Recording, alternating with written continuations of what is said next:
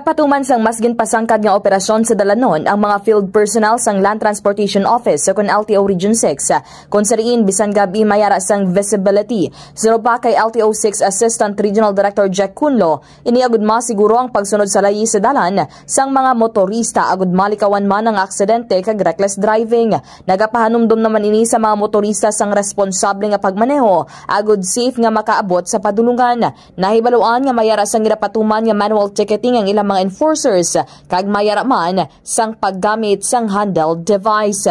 Si Mr. Jack Cunlo.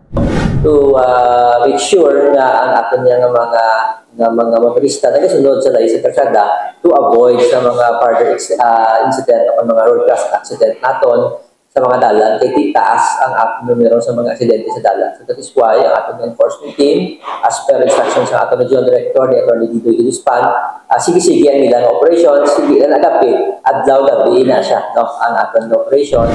Report nagikan sa Iloilo City ini si K5 Kimon Tanyo Kaluyo para sa Kampiyon nga Balita, Serbisyo Publiko kag Kalingawan sa Iloilo.